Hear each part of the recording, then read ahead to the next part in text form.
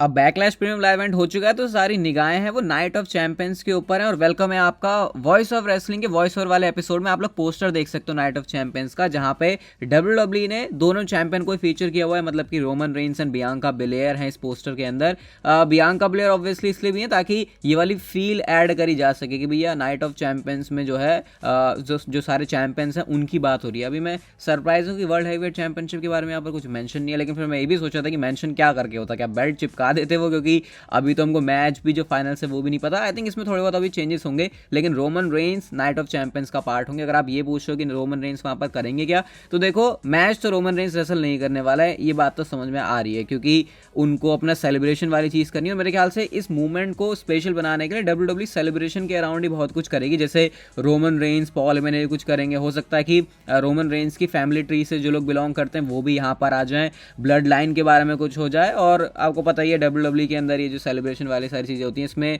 कुछ ना कुछ पंगे पड़ते ही रहते हैं। तो आप ये भी एक्सपेक्ट कर सकते हो कि यहाँ पे सेलिब्रेशन तो हो, लेकिन उसके बाद कुछ ऐसा भी हो जो कि रोमन रेंस को पसंद नहीं आएगा। मतलब कुल मिला के अनप्रिडिक्टेबिलिटी काफी है सेलिब्रेशन वाले सेगमेंट में। अब 1000 दिन रोमन रेंस के पूरे हो रहे हैं, कोई छोटा दिन तो है नहीं। डब्ल्यूडब्ल्यू इसको स्पेशल भी बनाना चाहेगी, तो देखते हैं किस तरीके से वो होता है। अगली स्टोरी गाइस ब्रॉक लेसनर से रिलेटेड है, और ब्रॉक लेसनर के फैंस ये बात सुन के अपनी छाती ठोकेंगे बड़े चौड़ी करके, क्योंकि ब्रॉक लेसनर के लिए काफ़ी सारे रूल्स हैं डब्ल्यूडब्ल्यू के अंदर जो अप्लाई ही नहीं होते। सबसे पहले जैसे अभी रिसेंट का इंसिडेंट उठाते हैं हम, जो हमने ब्लड देखा था ब्रॉक लेसनर का, वो एक्चुअल में उनका ब्लड था। और गाइस अगर ब्रॉक लेसनर किसी मैच में चाहें कि उनको ब्लड चाहिए, तो फिर वो चीज़ करेंगे, और इसमें डब्ल्यूडब्ल्यू भी कुछ नहीं कर सकती। इवन गाइस डेव मेल्जर ने इसके बारे में ये भी बात करी कि कैसे अब से कुछ टाइम पहले यूएफसी में जो है ड्रग टेस्ट में फेल हो गए थे वो, जिसके बाद उनका जो मैच है उसको भी हिस्ट्री बुक्स में गिना नहीं जाता। लेकिन डब्ल्यूडब्ल्यू का उस पर क्या रिएक्शन था, ठीक है अच्छा ब्रॉक लेसनर ड्रग टेस्ट में फेल होगा, ठीक है अब हमारे पास आ जाओ। मतलब कि डब्ल्यूडब्ल्यू की जो पॉलिसीज हैं वो अप्लाई नहीं होती ब्रॉक लेसनर में। और इससे हमको पता चलता है कि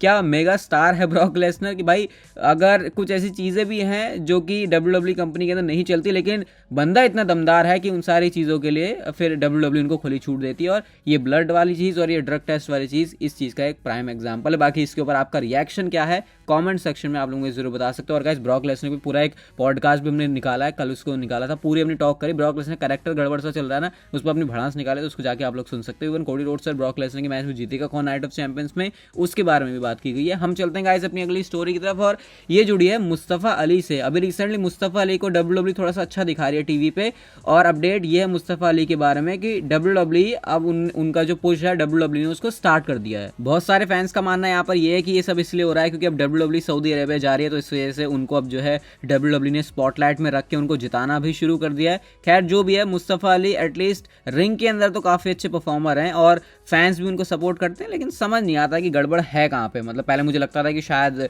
विंस मैकमैन क्योंकि सारी चीज़ें कंट्रोल करते हैं और उनके फेवरेट गाय नहीं हैं, लेकिन ट्रिपल एच जिस हिसाब से सुपरस्टार्स को बुक करते हैं, आई थिंक मुस्तफ़ा अली तो उनकी लिस्ट में फेवरेट में होने चाहिए थे, बट बावजूद इसके हमको वो चीज़ देखने को मिलती नहीं है। लेकिन खैर अच्छी बात है, जो भी रीज़न है, फिलहाल मुस्तफ़ा अली को अच्छी ट्रीटमेंट मिल रही है कंपनी में। अगली स्टोरी है गाइस वर्ल्ड हैवीवेट चैंपियनशिप के टूर्नामेंट से। बहुत सारे लोग इस बात पर कंफ्यूज हैं अभी भी। सबसे पहले तो मैं आपको एक क्लियर कर देता हूं कि अगर आपको ऐसा लग रहा है कि भाई सेथ रॉलिंस क्योंकि मंडे नाइट रॉ से हैं तो स्मैकडाउन से कोई भी सुपरस्टार जीत के आ जाए, स्मैकडाउन वाला तो जीत ही नहीं सकता, तो भाई सिंपल सी बात आपको सोचनी है यहाँ पे, जो भी सुपरस्टार होता है अगर वो स्मैकडाउन से भी निकलता है विनर, उसके बाद सिंपली वो ड्राफ्ट हो जाएगा।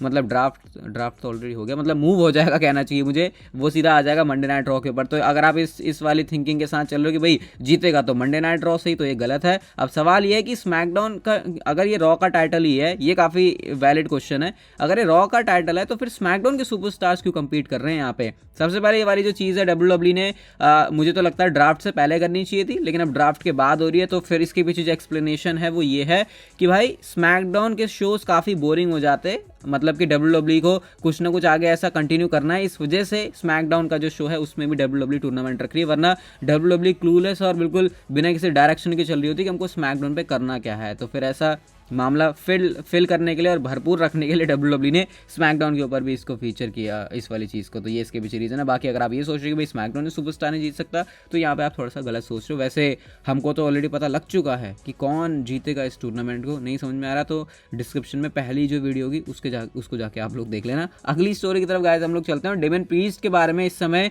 काफ़ी अच्छी पॉजिटिव और बिल्कुल मस्त बात हो रही है उनके बारे में। अपडेट यह है उनको लेकर पीडब्ल्यू इनसाइडर की तरफ से कि डेमन प्रीस्ट को अब डब्ल्यूडब्ल्यू WWE के अंदर एक टॉप लेवल प्लेयर वाली नज़र से देखा जा रहा है। मतलब कि अब ये WWE के बिल्कुल ऊपर वाले बंदे होते हैं ना, टॉप लिस्ट वाले, उनके अंदर डेमियन प्रीस्ट का नाम है। और स्पेशली क्योंकि उन्होंने काम भी काफ़ी अच्छा किया है जजमेंट डे में, उनका हील वर्क भी काफ़ी अच्छा है, उनकी अपीयरेंस भी काफ़ी अच्छी, उनकी आवाज़ भी दमदार है। और उसके बाद चेरी ऑन टॉप हो गया जब उन्होंने बैड बनी के साथ इतना कमाल का मैच किया। तो सारे लोग जो है डेमियन प्रीस्ट से काफ़ी इंप्रेस हैं इस समय, और जजमेंट डे के अंदर आप उनको और ज़्यादा ग्रो होते हुए देखोगे। इवन अगर वो इंडिविजुअल भी चलते हैं आगे जाके, तो फिर अब कंपनी के अंदर वो उस लेवल पे आ चुके भैया ये तो अपना टॉप स्टार है वाली फील के साथ। अगली स्टोरी है गाइस यहाँ पे रिलेटेड WWE के इंटरनेशनल प्रीमियम लाइव इवेंट से। तो जैसे मैंने आपको कल बताया था कि WWE Australia, France, Germany, India, इन सारी कंट्रीज़ को लेके देख रही है। और मैंने आपको हिंट भी दिया था, हिंट क्या दिया था, बताया था कि भाई ऑस्ट्रेलिया में मुझे ऐसे लग रहा है कि ज़्यादा चांस है। तो अब नई अपडेट यहाँ पर ये है कि WWE ऑलरेडी ऑस्ट्रेलिया के पास पहुँच भी चुकी है अपने प्रीमियम लाइव इवेंट को करवाने के लिए। अब ये नहीं है कि भाई जाके बस बात हो गई उनकी, लेकिन हाँ WWE ने इनिशिएट जरूर कर दिया इसको लेके। अब इसका मतलब यहाँ से क्लियर ही है कि WWE ऑस्ट्रेलिया में प्रीमियम लाइव इवेंट करवाएगी। और मेरे ख्याल से अगर हम इंडिया के सेंस में बात करें तो WWE को एक मेजर शो कराने की ज़रूरत है यहाँ पे, उसके बाद फिर इतना मुश्किल नहीं होगा। क्योंकि वो होता नहीं है कि फर्स्ट स्टेप लेना हमेशा थोड़ा सा मुश्किल होता है। तो मेरे ख्याल से वही चीज़ WWE के साथ भी है, उनको पूरी जो प्रोसेस है इंडिया में इवेंट करने की वो समझ में आ जाएगी और फिर मामला जो है काफ़ी ईजी हो सकता है। वैसे मैं तो अभी एक्सपेक्ट भी नहीं कर रहा कि WWE प्रीमियम लाइव इवेंट करे। जब मैंने सुना कि प्रीमियम लाइव इवेंट को लेकर WWE इंडिया को भी अपनी लिस्ट में डाले तो ये बहुत बड़ी बात है, क्योंकि अभी WWE ने अपने लाइव इवेंट वाले शोज़ भी नहीं करवाए हैं। लेकिन अगर फिर मैं ऑस्ट्रेलिया की भी बात करूँ तो ऐसा नहीं है कि वहाँ पर भी वो बहुत ज़्यादा ही जाते हैं, मतलब जाते हैं ऐसा नहीं है, जाते हैं वो काफ़ी, लेकिन इतना तो नहीं कि भाई प्रीमियम लाइव इवेंट ही करवा दें। तो हो सकता है WWE इंडिया में भी सीधा जो ऐसा है ना छक्का सा लगा दे और यहाँ पे कोई प्रीमियम लाइव इवेंट हो जाए, होगा तो भाई हमें तो मज़ा ही आ जाएगा। नेक्स्ट स्टोरी गाइस बैड बनी से रिलेटेड है। और बैड बनी आपको हो सकता है कि थोड़ा सा फ्रीक्वेंट और देखने को मिले WWE के साथ। फ्रीक्वेंट का मतलब ये नहीं है कि भैया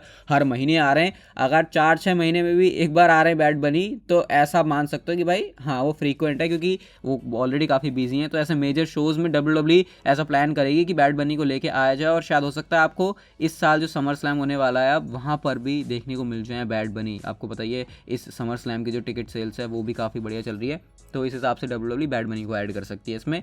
ये अपडेट है जस्ट बैड बनी के बारे में, देखते हैं आगे क्या सीन बनता है। और अगली स्टोरी गाइस रोमन रेंज से रिलेटेड, और आज मैं आपको पूरा जो चिट्ठा है रोमन रेंज का वो खोल के बता दूंगा कि वो कब कब आने वाले हैं। सबसे पहले तो आपको पता ही है जो स्मैकडाउन होने वाला है नेक्स्ट, वहाँ पर रोमन रेंज एडवर्टाइज हैं, WWE ने उनको बता भी दिया कि भाई वो रिटर्न करेंगे। इसके बाद नाइट ऑफ चैंपियंस के लिए WWE ने रोमन रेंज को एडवर्टाइज किया हुआ है। एंड देन जुलाई में जो money in the bank event में वहाँ पर भी रोमन रेंज आएंगे। और जुलाई की एक और नई डेट पता चली है, मैडिसन स्क्वायर गार्डन से जो इवेंट होने वाला है WWE का, स्मैकडाउन का है ये 7 जुलाई का, वहाँ पर भी आपको रोमन रेंज देखने को मिलेंगे। तो फिलहाल के लिए ये सारी डेट्स पर लॉक हो चुके हैं रोमन रेंज। यहाँ पर तो रोमन रेंज आएंगे, आप लोग भी कह रहे हो कि भाई जुलाई तक की बात बता दी और 4-5 शो बता रहा है, लेकिन इससे ज़्यादा वो और ऐड होंगे। लेकिन फिलहाल ये जो चीज़ है वो कंफर्म हो चुकी है। आज की नेक्स्ट एंड फाइनल स्टोरी की बात करते हैं। तो गाइस WWE कोडी रोड्स और ब्रॉक लेसनर का जो नाइट ऑफ चैंपियंस का मैच है उसमें एक स्टिपुलेशन ऐड कर सकती है। अब जैसा आपको पता ही है कि समर स्लैम को लेकर भी ऑलरेडी रूमर्स आ गए हैं कि WWE कोडी रोड्स और ब्रॉक लेसनर का मैच करवाएगी। उसको मैंने कल वाली वीडियो के अंदर डिस्कस किया था, नहीं देखी तो जाके देख लेना। तो गाइस यहाँ पे WWE एक स्टिपुलेशन ऐड कर सकती है और स्पेकुलेशन ये है इस समय सोशल मीडिया पे कि शायद WWE इसको एक एम्बुलेंस मैच बना दे। ये बड़ा इंटरेस्टिंग हो सकता है, क्योंकि अगर हम स्टोरी भी देखें तो वो कुछ ऐसी चल रही है जैसे ब्रॉक लेसनर भाई मार रहे हैं कोडी रोड्स को बहुत ज़्यादा, उनको है ना उनकी हालत ख़राब कर दी। इवन कोडी रोड्स उस लेवल पे तो नहीं कर सकते, लेकिन जो हमने ऑलरेडी ब्लड वाली चीज़ देख ली है ब्रॉक लेसनर के साथ में, तो WWE यहाँ पे कोई स्टिपुलेशन वाली चीज़ डाल सकती है, क्योंकि ऑलरेडी इनके बीच एक मैच हो चुका है, फिर से नॉर्मल मैच होगा तो फिर शायद कुछ WWE को लगे, क्योंकि ऑलरेडी काफ़ी ब्रूटल चीज़ें हमको इस फ्यूड में ऑलरेडी दिख चुकी हैं। तो फिर उन चीज़ों को सेटल करने के लिए WWE एक एम्बुलेंस मैच करवा सकती है। मुझे याद है जॉन सीना और रायबैक का 3 स्टेजेस ऑफ हेल हुआ था, जहाँ पे 3 अलग अलग मैच होते हैं और उसमें अलग अलग स्टिपुलेशन होती है। हालांकि उतना तो मुझे लगता नहीं है ब्रॉक लेसनर काम करने वाले हैं, क्योंकि भाई एक बार में ही 3 मैचेस थोड़ी दे देंगे वो, तो ऐसा ये तो थोड़ा सा सोचना मुश्किल हो जाएगा। लेकिन एम्बुलेंस मैच काफ़ी बढ़िया और तगड़ा आइडिया हो सकता है इसके लिए। इसके बारे में बात चल रही है, क्या पता WWE ये चीज़ कर देगी तो मज़ा आएगा यूनिक स्टिपुलेशन के साथ। बाकी आपके क्या थॉट हैं इस वीडियो के बारे में कमेंट सेक्शन में ज़रूर बताना, और ये वीडियो अच्छी लगी तो लाइक शेयर सब्सक्राइब और नोटिफिकेशन बेल को ऑन कर दो। And see you guys in my next video.